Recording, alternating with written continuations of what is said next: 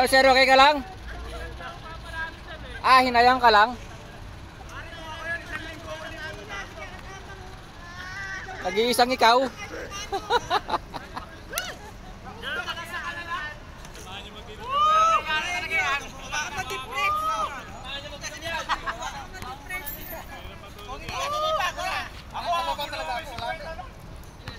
Tuwa na ako eh, punta ka na.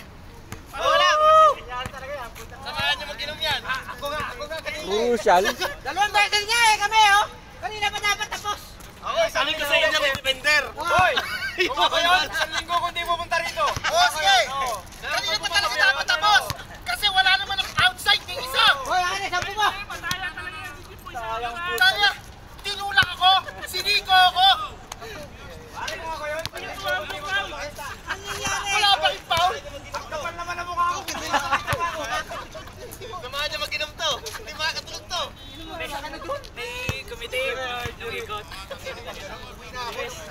Huminto pa sa sinur niya ko. Tinanong niya ako. Good ka ako. Kita ko nila eh. Pumilot na gano'n eh. Nakita namin. Dami namin nakakita oh. Pumilot na gano'n. Tapos pumusto na maganda oh.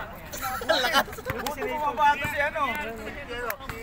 Buti bumaba si John Prout. Nice game, nice game. John Prout.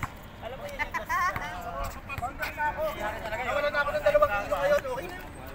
Isang linggo ako hindi makakatulog nito. Ang ganda ng pass break oh.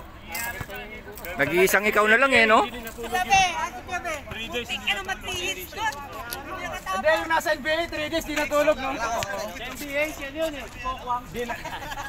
Di siya natulog 3 days pare. Yung press-con nila. Wala. Sa NBA boy, yung player sa NBA. Sino?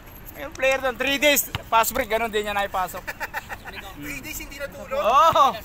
Nakakalungkot naman yun.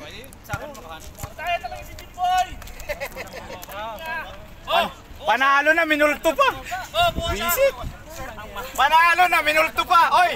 Patawas niyo yung kanto doon ha! Patawas niyo yun! Peace. Oy, patawas niyo doon ha! Sa kabilang corner yun. Isang kandila lang yun, isang kandila. Dapat kanina pa tayo panalo eh. Puro kasi ako outside. Dalawang layup sana. Oo, pinaginitan niyo si Jimboy eh. Puro outside stepping eh. Pinalbut ako. Pinitik ako. Pinalikat ako sa dibdib. Putang ina, yun yung masakit eh. Hindi ba ako siniko sa leg? Pinalikat ako sa dibdib.